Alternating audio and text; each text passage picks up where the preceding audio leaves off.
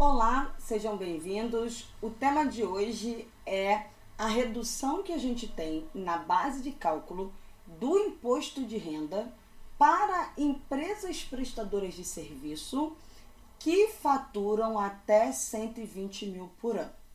Então, tem algumas regras aí.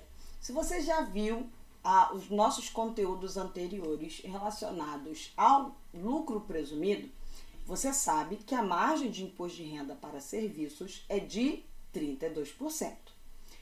Bom, dito isso, você calcularia então 32% sobre o faturamento do trimestre para saber qual é a sua margem de imposto de renda.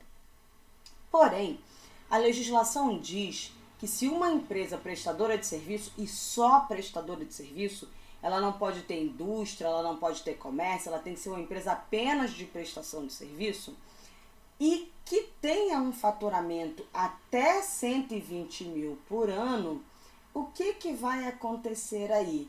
Ela pode ter uma redução na margem do imposto de renda. Então, a gente tem um vídeo só falando das tabelas do lucro presumido. Então, lá tem essa tabelinha lá, mostrando que serviços em geral é 32%, mas se a empresa prestadora de serviços fatura até 120 mil por ano, essa margem pode ser de 16%. Importante é que essa redução ela é apenas para o imposto de renda. Eu vou fazer então a redução da CSLL também, da margem da CSLL? Não. Por quê? Porque não tem previsão legal para isso, tá? Então eu vou mostrar aqui como calcula tudo direitinho, mas não tem previsão para que haja redução na margem da CSLL para empresas de prestação de serviços de até 120 mil por ano. Então, vamos para o primeiro exemplo, que é o mais simples. Então, eu tenho aqui receita de serviços, 25 mil no primeiro trimestre, 25 mil no segundo, 35 mil no terceiro, 25 mil no quarto. Qual é o total que eu tenho aqui de faturamento? 110 mil no ano. Outro detalhe, outro parênteses aí. Não pode ser empresa de serviços profissionais. Advocacia, arquitetura, medicina, não pode ser empresa de serviços profissionais, tá? Para usar essa redução da margem de imposto de renda. Então, eu tenho aqui 110 mil acumulado no ano, não ultrapassei. Então, o que eu vou fazer? Eu vou calcular sobre o faturamento de cada trimestre 16%. Ao invés de calcular 32% sobre o faturamento do trimestre, eu vou calcular 16%. E aí eu tenho a margem de R$4 mil no primeiro trimestre, 4 mil no segundo trimestre, 5.600 no terceiro trimestre, 4 mil no quarto trimestre. Vou calcular 15% de imposto de renda. Então, 15% de 4.600, 15% de 5.600, 840. Então, esses são os valores de imposto de renda.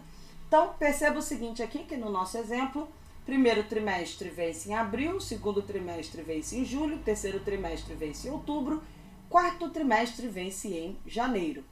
Então, eu atendo todos os pré-requisitos. Eu só sou empresa de serviços, eu tenho faturamento abaixo de 120 mil por ano, eu não sou serviços profissionais, então eu tenho aí uma redução da base de cálculo de imposto de renda. Agora, e se eu ultrapassar? Eu comecei o ano achando que eu, sim, de fato ia ficar abaixo de 120 mil, mas eu estourei. Aqui, por exemplo, 35 mil em primeiro trimestre, 35 no segundo, 35 mil no terceiro e 25 mil no quarto trimestre, totalizando 130 mil. Bom, nesse caso aí, primeiro, segundo e terceiro trimestre, eu vou calcular a margem de 16%. Por quê? Porque eu ainda acredito que eu vou ter ficar dentro dos 120 mil por ano, né?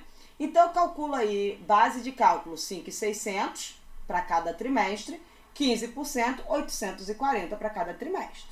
Tranquilo? Só que o quarto trimestre eu ultrapassei. Então, quando eu ultrapasso, no trimestre que eu ultrapasso os 120 mil, eu tenho que calcular uma margem de 32%, normal. Então, o que eu vou fazer? 32% em cima de 25, sobre 25 mil, 8 mil reais de base de cálculo. E aí 15%, 1.200. Então, o quarto trimestre, como ele já estourou os 120 mil, eu já calculo com a margem de 32%. E o que a legislação diz? Que eu tenho que voltar nos outros 3 trimestres e recolher a diferença.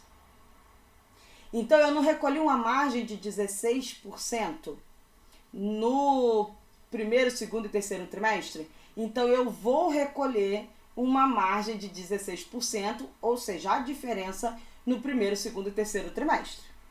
E aí, olha o detalhe aqui.